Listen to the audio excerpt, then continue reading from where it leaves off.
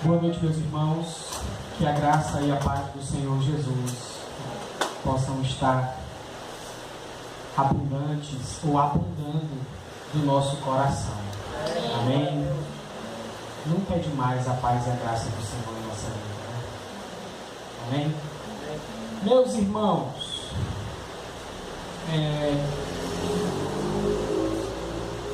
esse é um dos assuntos em que todos nós somos devedores, né?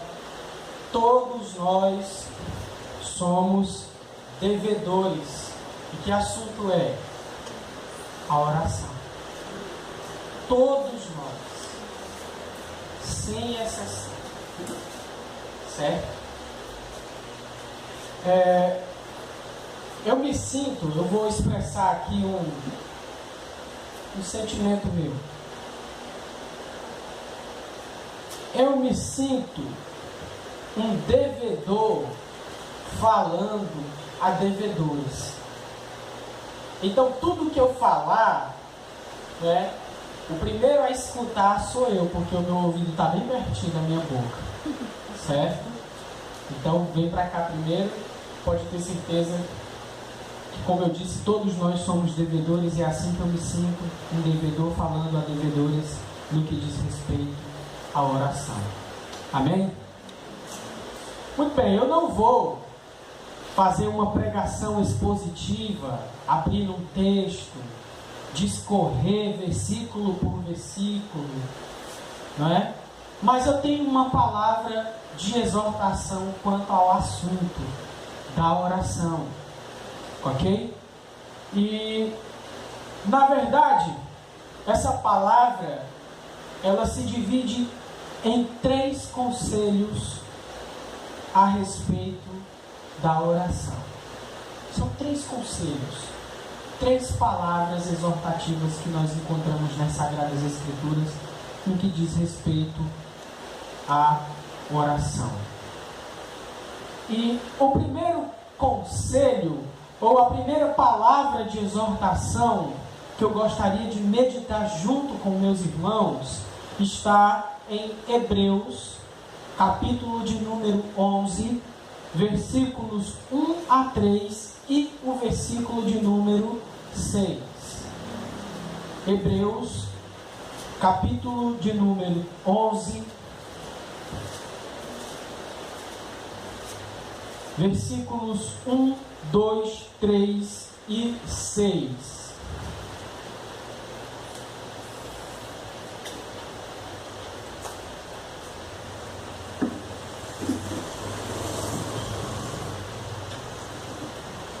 Todos lá? Amém? Eu gostaria de ler com você nesse momento. Você que não trouxe Bíblia, escute atentamente.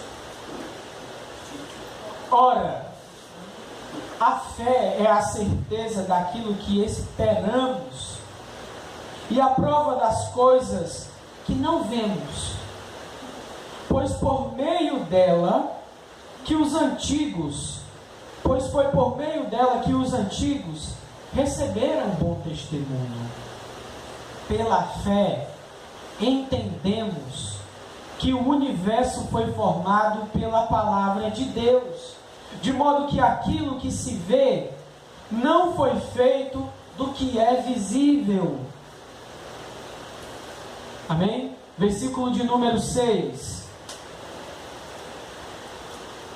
Sem fé é impossível agradar a Deus, pois quem dele se aproxima precisa crer que ele existe e que recompensa aqueles que o buscam. Amém? O primeiro conselho, ou a primeira palavra exortativa que trago aqui para os meus irmãos, é que para orarmos, nós precisamos acreditar em Deus. Certo? Você precisa acreditar em Deus. Eu preciso acreditar em Deus. Que absurdo Estou aqui numa congregação, num culto de oração, não é? Falando para cristãos que devemos acreditar em Deus, não é? Alguém poderia dizer: Flávio, são crentes, eles acreditam em Deus. Por que eu estou falando isso? Porque, meus irmãos, o tempo em que nós vivemos está ajustado, está preparado de uma forma que nós somos levados a pensar pouco em Deus. Você sabia disso? Somos levados a pensar pouco em Deus. Uma jornada de trabalho, por exemplo, de um auxiliar de produção, numa dessas indústrias por aí, é o tempo todo agitado, é o tempo todo acelerado. Você chega em casa depois de um dia, uma jornada de até mesmo 12 horas de trabalho, que exige muito de você. E não venhamos negar, você tem aquela desculpa de esfriar o corpo, né? Para tomar banho, não, vou esfriar o corpo. Cearense tem disso, né? Aí onde você esfria o corpo? De frente de uma televisão, onde te bombardeia de informações, de programas, de entretenimento, e a tua cabeça mais uma vez não para.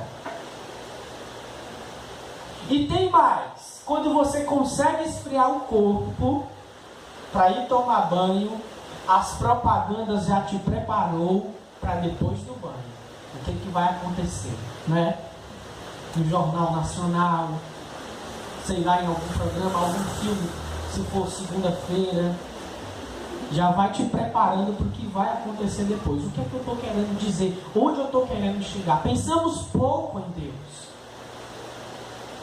Pensamos pouco em Deus. E o momento que nós temos para pensar em Deus, nós estamos cansados demais. A nossa oração às vezes é com um linguajar meio desconexo, meio enrolado, e quando a gente se dá por percebido já é 7 horas da manhã, né? A gente dormiu. Então o mundo está preparado dessa forma. O mundo está muito acelerado e você tende a se prender, a pensar somente nessas coisas. Parece que é uma tentativa de fazer com que nós percamos a noção ou a perspectiva da eternidade, de que Deus existe, de que Deus está ali no meu trabalho, de que Deus está ali na minha casa, de que Deus está ali me vendo assistindo a televisão. Passamos a considerar pouco Deus. Isso é só uma parte. Se nós mantivermos uma vida inteira assim, quando chegar nos nossos problemas, vamos confiar no que nós vemos, nós vamos confiar no que nós ouvimos, vamos confiar no nosso próprio braço, vamos confiar no dinheiro, vamos confiar no material. E se ajoelhar ou fechar os olhos e curvar a cabeça para pedir a Deus pela nossa causa, vai ficar ainda mais difícil. Para que oração? Eu preciso de dinheiro, né? Então nós temos que acreditar que Deus existe. Nós temos que pensar que Deus existe. Se nós nos aproximarmos de Deus, nós temos que ter isso em mente. Que ao orarmos, nós não estamos falando com as paredes. Nós não estamos jogando palavras no vento. Alguém está nos escutando. Sabe por que a oração vem perdendo cada vez mais o seu espaço no seio da igreja, no meio da igreja? Por causa dessa cultura secularista. Por causa dessa cultura materialista. E você vai perdendo de vista essa realidade, a realidade da eternidade, a realidade de que Deus está te escutando, de que Deus responde às tuas orações, de que sim, Deus deve ser consultado na hora do problema financeiro, do problema familiar, do problema profissional. Deus existe. Você não está jogando palavras no vento. Você não está falando com as paredes. Você está falando com Deus que existe, com Deus que é vivo, com Deus que criou tudo isso, inclusive você.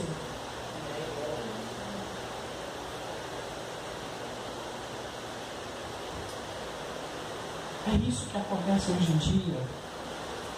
Esse é o primeiro conselho.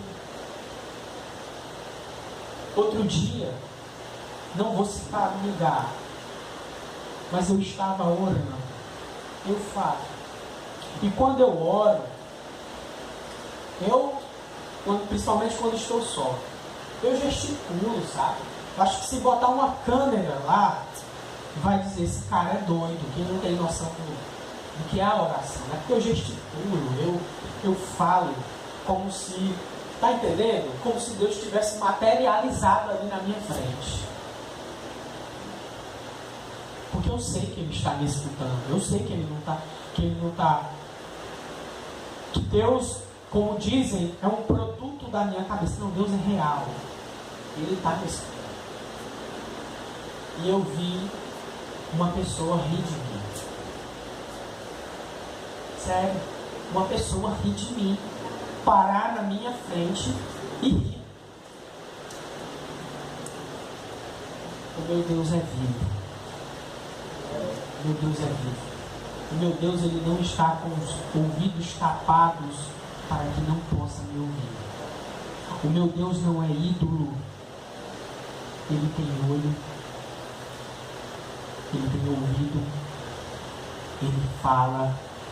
Se Ele fala, e se Ele tem olho, e se Ele tem ouvido, Ele responde sim à minha oração. Não deixemos, meus irmãos, nos influenciarmos por essa cultura secularista. Olha, para a honra e glória do Senhor, eu não estou sendo hipócrita. Quando tem um problema no trabalho, o primeiro lugar que eu corro é o banheiro. Eu vou orar lá. Vou orar lá. Sabe? Vou lá orar. Senhor, me segura aqui. Para mim agir com impulsividade e tascar um grito na cara daquele meu companheiro de trabalho. Ô Senhor, me segura. Me dá tranquilidade porque eu não estou conseguindo acertar lá nas planilhas do Excel lá no meu trabalho. Eu corro logo para Ele. Eu tenho um problema financeiro, eu vou logo para Deus. Ó Deus, Tu sabes, Tu alimenta os passarinhos, Tu veste as flores. Ó Deus, Tu sabes. E é assim, irmãos. Amém? Esse é o primeiro conselho. Acreditar que Deus existe. Acreditar que você está servindo um Deus atuante, um Deus vivo. Amém? O segundo conselho é uma postura adequada diante de Deus. E aí eu vou abrir no texto que o Beto abriu. Vocês lembram? Segunda Crônicas, isso, qual? 7:14. Vamos lá, todo mundo, Segunda Crônicas. Segunda Crônicas 7:14.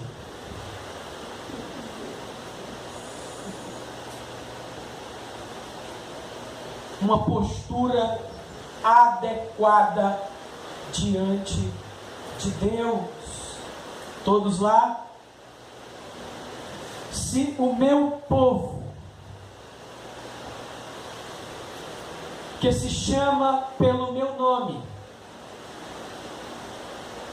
se humilhar e orar, buscar a minha face, e se afastar dos seus maus caminhos, dos céus, o ouvirei, perdoarei o seu pecado e curarei a sua terra.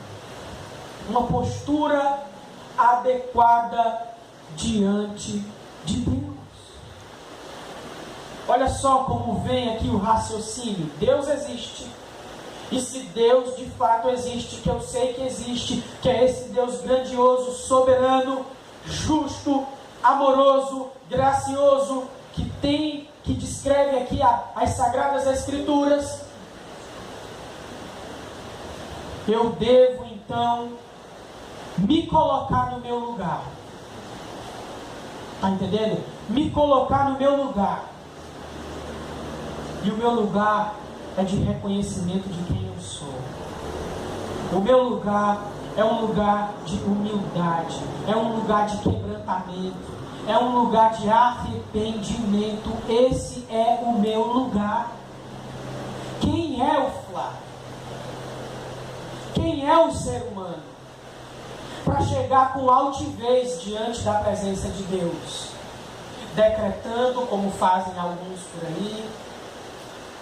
Está entendendo? Eu decreto, eu profetizo. A postura adequada diante de Deus é uma postura de reconhecimento de quem nós somos. Não é? Nós somos como a erva que nasce aqui e depois se seca.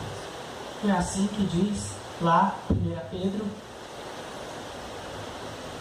Quem nós somos?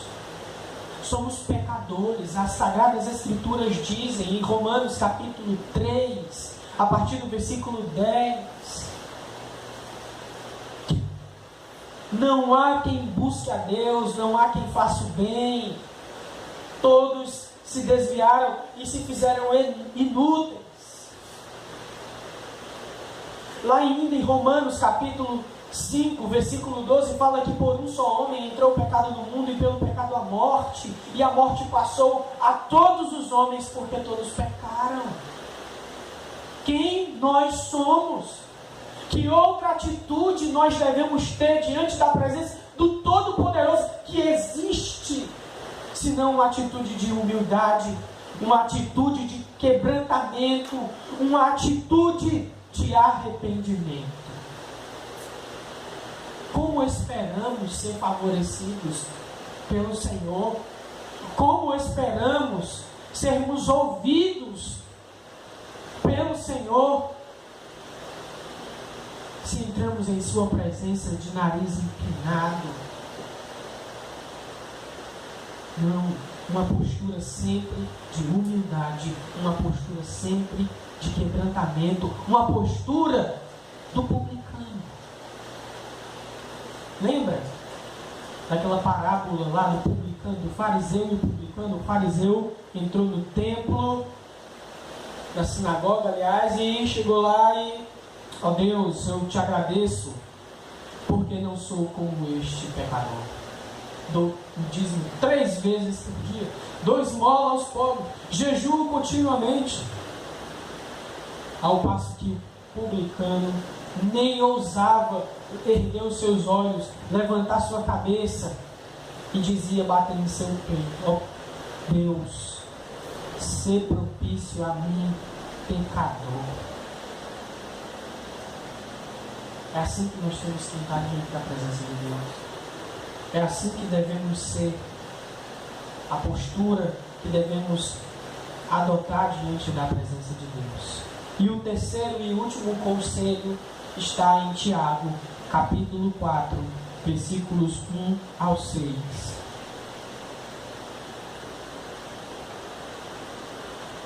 É depois de Hebreus, se você deixou marcado.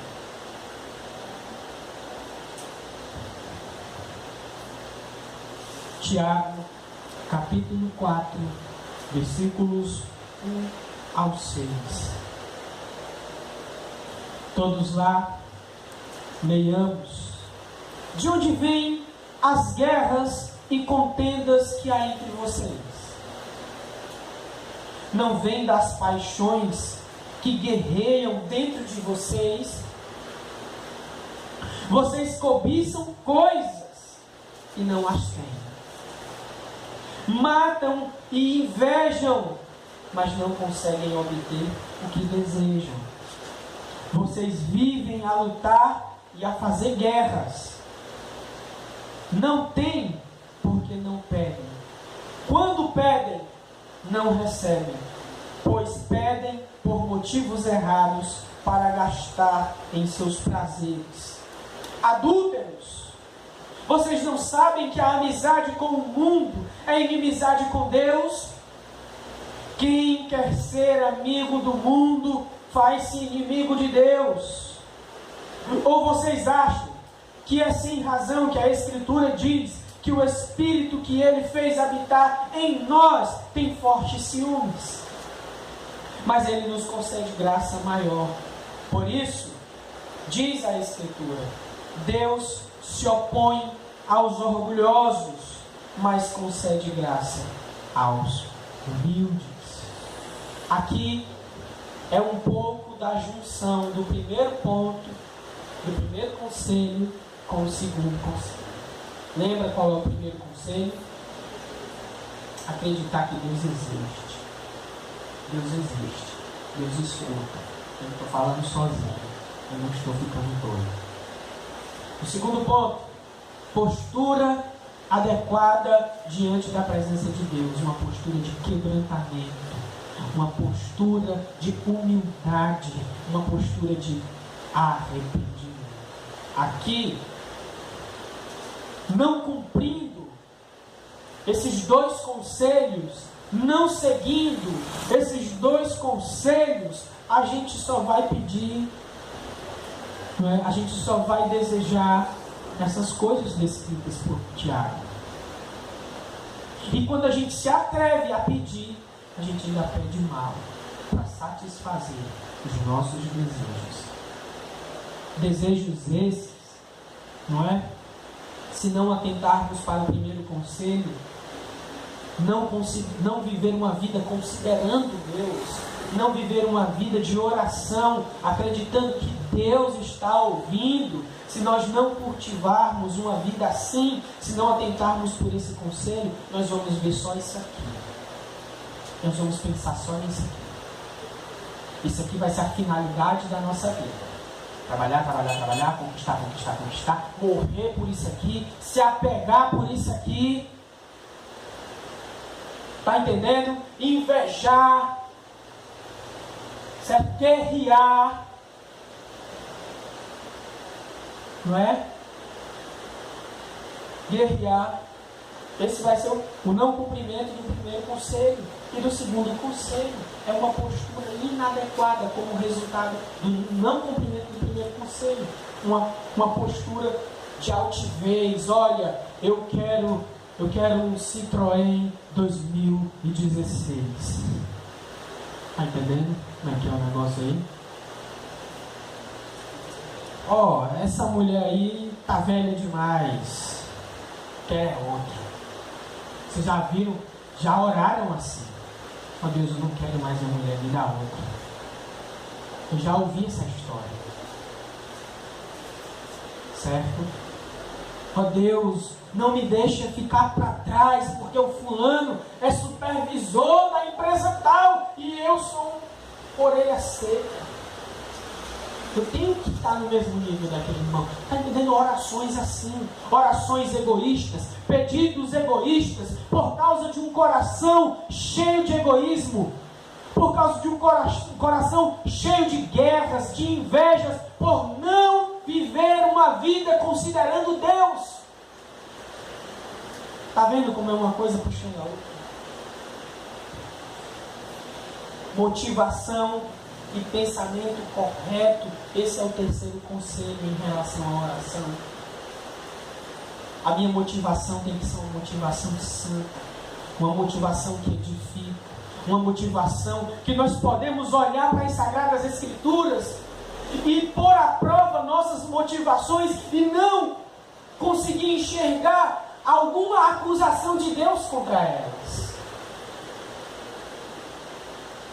Pensamentos corretos, pensamentos altruístas, ao invés de pensamentos egoístas. Está entendendo? Um pensamento de contentamento. Contentamento.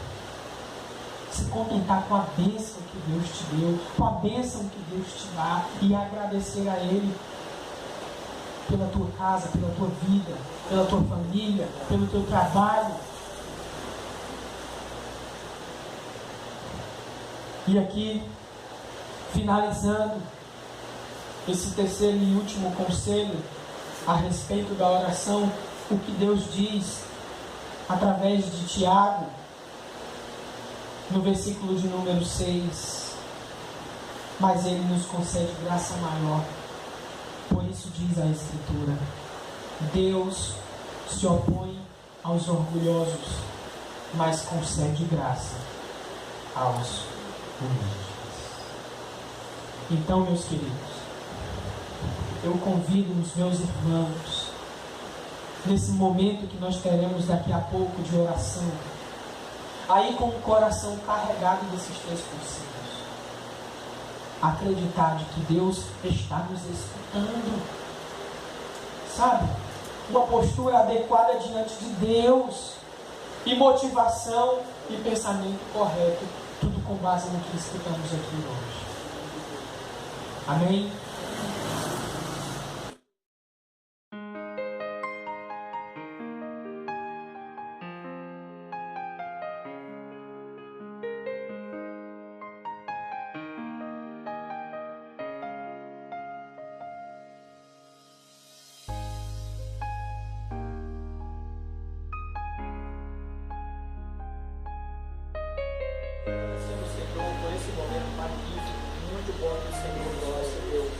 Obrigado por estar no nosso meio, por estar, ó Deus, sempre nos conduzindo, nos orientando, dentro de tudo aquilo, ó Deus, que nós devemos fazer. Nesse momento, ó Deus, encerrando esse maravilhoso momento diante do Senhor, eu quero clamar ainda, ó Deus, pela cirurgia que o seu Genésio vai fazer, para que o Senhor derrame da sua graça sobre ele, que o Senhor, ó Deus, já esteja preparando tudo quanto é necessário, para que essa cirurgia, Senhor, seja uma cirurgia dentro de todos os padrões normais, que tudo aconteça dentro da tua vontade. O sucesso, ó Deus, dessa cirurgia seja a vontade do Senhor. Também te peço, ó Deus, pela tia da Luciana, ó Pai, a Ana Cristina, que está passando por um momento difícil, ó Deus, a suspeita de leucemia, mas nós temos o Senhor. Nós colocamos a vida dela nas mãos do Senhor, para que o Senhor, ó Deus, interaja. Faça, meu Senhor, o melhor da noite, e conforte, Senhor, o coração de toda a família, nos dá fé a eles também, para que continue crendo, acreditando que o Senhor está no controle de todas as coisas. Em nome de Jesus, Senhor, muito obrigado por todas essas coisas. Fica conosco, ó Deus, abençoe a vida da Raimundo, abençoe, Senhor, a vida do teu, que essa família, Senhor, cada dia possa continuar sendo uma família entregue nas mãos do Senhor, que todos eles, ó Pai, um só pensamento, um só coração, junto com o Robinho, Senhor, possam continuar honrando e glorificando o nome do Senhor. Em nome de Jesus, ora pela família do Beto, Érica e Vitória, Senhor, que cada um deles possam continuar fazendo a vontade do Senhor, que toda honra e toda glória, cada dia possam ser levadas ao trono do Senhor, porque nós cremos e agradecemos que todas as coisas acontecem em nossa vida pela graça do Senhor. Abençoe, meu Deus, essa família em nome de Jesus. Abençoe, Senhor, a família do Flávio. E eles dois, ó Deus, possam continuar na presença do Senhor, possam continuar, Senhor, fazendo a sua vontade. Assim, cada dia, Senhor, a vida deles possam ser cheias do Espírito Santo, Senhor, em nome de Jesus. Ora pela vida do ar, pela vida, ó Deus, que a casa deles, a mãe, os irmãos, todos, ó Deus, daquela casa, recebam a graça do Senhor. Senhor, a vista tudo quanto, ó Deus, está no coração deles, em relação às suas famílias, Senhor, possam ser realizados em nome de Jesus. Abençoe, ó Deus, nosso esposo, os teus filhos, os teus netos. Que o Senhor continue abençoando a minha casa, cuidando da minha vida, derramando, ó Deus, toda a graça do Senhor sobre os nossos ministérios. mulheres. Abençoe, ó Deus, toda a igreja, cada família que se congrega aqui, para a honra e glória do seu santo nome, é que nós nos colocamos na presença do Senhor para te pedir, já para te agradecer, porque sabemos da presteza do Senhor, sabemos da graça do Senhor e sabemos de todo o seu amor que é derramado sobre nós. Em nome de Jesus, nós te agradecemos, não só hoje, mas para todo sempre. Amém.